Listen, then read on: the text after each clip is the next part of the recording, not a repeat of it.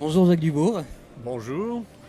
Alors je vais vous demander dans un premier temps de vous présenter brièvement pour ceux qui ne vous connaîtraient pas encore.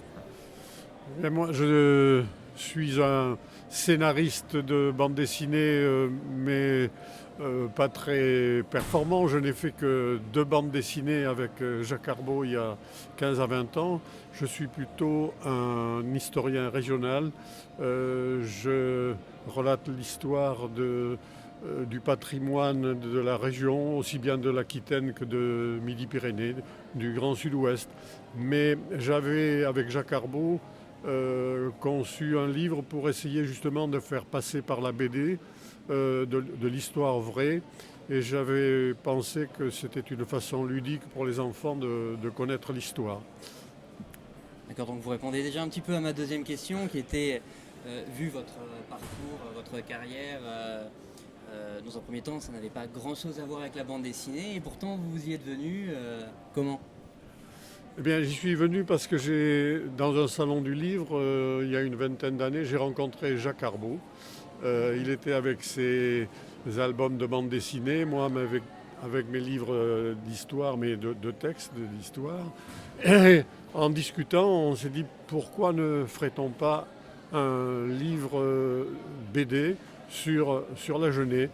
Et en discutant, on a fini par se mettre d'accord et on a conçu une méthode pour relater l'histoire de la Genée, l'ancienne province, qui correspond en gros au Lot-et-Garonne. Alors, le premier problème, c'était de trouver un personnage. On a pensé à évoquer Agen, donc on a pris un personnage qui s'appelait Agenius. Et il s'agissait de trouver un procédé pour raconter l'histoire de la Genée.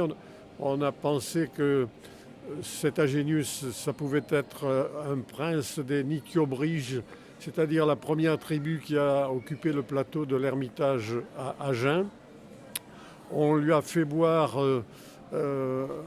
un breuvage qu'il a pris en trop grosse quantité, qui lui a fait perdre la vue. Et par contre, son animal préféré qui se trouvait à côté de lui, qu'on appelait Falconax, qui était un faucon, euh, lui a vu au contraire dans l'avenir et dans le passé, était capable de raconter l'histoire. Alors Agénus a demandé à ce faucon de l'accompagner et ils se sont promenés dans toute la Genée et ils ont raconté l'histoire de la Genée en bulle, ce que nous avons fait avec les deux bulletins d'Agénus. D'accord, merci. Petite dernière question, c'est un petit peu rituel sur tout le festival.